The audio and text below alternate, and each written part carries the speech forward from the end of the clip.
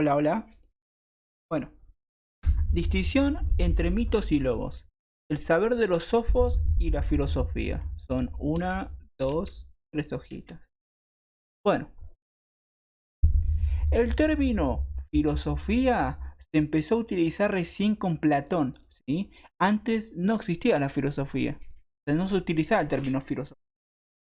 Y antes de Platón están los sofistas, ¿sí?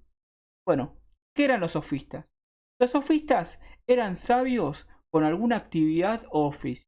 Bueno, y después también se destacan los sofos. Los sofos eran sabios en el ámbito mítico religioso que sabían un saber no humano sino divino, ¿sí?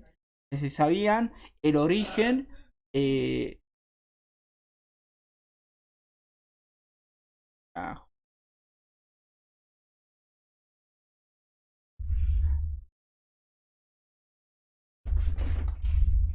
Distinción entre mitos y logos. El saber de los sofos y la filosofía. ¿Sí? Son una, dos, tres hojitas.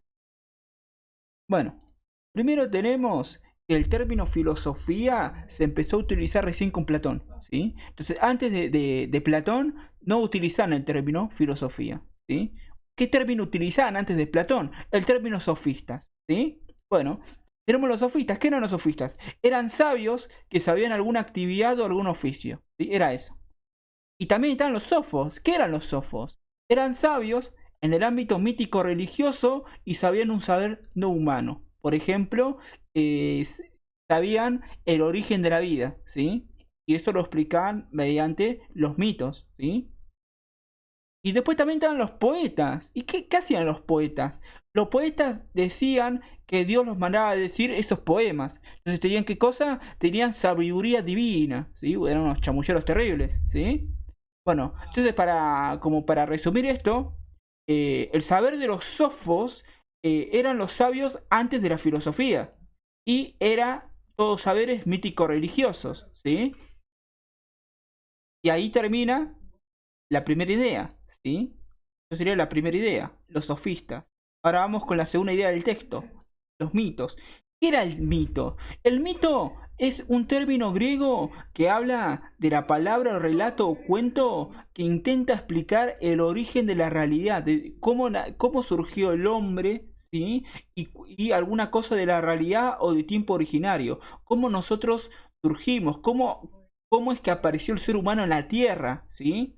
Y como es una explicación de cómo nos originamos, va a tener una intervención divina, ¿sí? Porque Dios hizo que nosotros salgamos de una manera, ¿sí? Y nada, y es eso. Ahora, los dioses vivían en lo que era el universo, ¿sí? Y el universo se llama cosmos. Entonces, el mundo para ellos se llama cosmos. Ahora, vivían en un cosmos que era inaccesible. Vivían en un cosmos que estaba conectado con nuestra Tierra, ¿sí? Había una comunicación entre la Tierra y en la sección del cosmos donde vivían los dioses. Entonces, había una circulación entre el ámbito humano y lo divino, ¿sí? Por algo decían que Zeus a veces bajaba y hablaba con sus hijos. Se creaba un nuevo semidios, etcétera, ¿sí? Había una comunicación, estaban conectados. Y la diferencia más puntual entre el hombre y los dioses es que uno era mortal, o sea, el hombre se moría, en cambio los dioses eran inmortales. Por otro lado, los hombres estaban sujetos al destino porque no conocían el futuro, mientras que los dioses conocían el destino y podían evitar ser perjudicados, ¿sí? Entonces, lo más principal de esto es que los mitos eran tomados como palabra verdadera, ¿sí? Era el relato de origen era el relato de origen y era una verdad, es el origen de la verdadera realidad, ¿sí? Entonces, el mito es palabra verdadera, ¿sí? Entonces, si vos decías algo que estaba en contra de los mitos, como era palabra verdadera, no solo decían que estaba mal lo que vos decías, sino que tranquilamente te podían meter preso o condenarte a muerte. Eso le pasó a Sócrates. Empezó a hacer preguntas sobre los mitos y lo acusaron de traición por esto de los dioses, ¿sí? una de las tres, no rendir honores a los dioses e introducir nuevos dioses, ¿sí? Sócrates se metió con los mitos y cagó fuego, ¿sí? Entonces, el mito es palabra verdadera, a pesar que es un cuento con una intervención divina que era sobrenatural, para los griegos, era palabra verdadera. Eso que se explicaba no se podía discutir, ¿sí? Ahora, y ahí terminamos la segunda idea principal, con esto de los mitos. Ahora viene la tercera idea principal, ¿sí? Con esto de los logos. Bueno, ¿qué eran los logos? Los logos también es para palabra verdadera, ¿sí? Pero también se lo traduce como razón, y la razón deriva de la lógica, ¿sí? Entonces, esto es que la palabra, o sea, significa que la palabra es una cosa, ¿sí?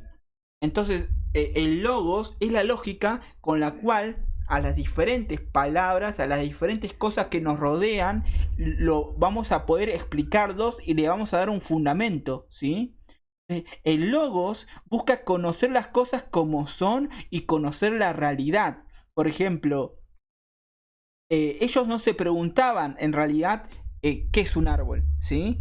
Y cuando ellos preguntaban qué es un árbol, le decías, eso es un árbol, y se lo señalabas. No, eso estaba mal. Ellos querían saber qué es lo que lo hace ser árbol, ¿sí? ¿Sí? La esencia. Es por eso que se refiere a que las cosas como son, ¿sí? Entonces, si podía describir la persona cómo es el árbol en realidad, ¿sí? La esencia del árbol, podía llegar a explicar todo lo que lo rodea y de esa manera conocer la realidad del mundo, ¿sí? Y eso es el logos, ¿sí? Es palabra verdadera, es razón, es la razón o deriva de la lógica y significa la palabra que es una cosa, ¿sí? Entonces le va a dar fundamento a la realidad que lo rodea, ¿sí?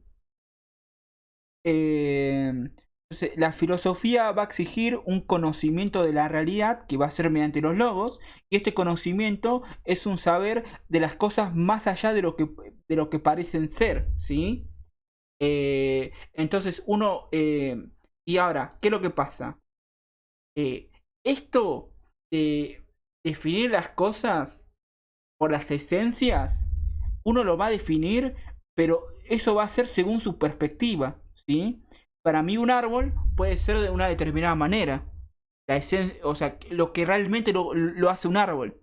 En cambio, para otra persona, un árbol puede ser otra cosa para otra persona, puede tener otras características, ¿sí? Entonces, para evitar estos equívocos por diferentes perspectivas, se dice que la verdad, ¿sí?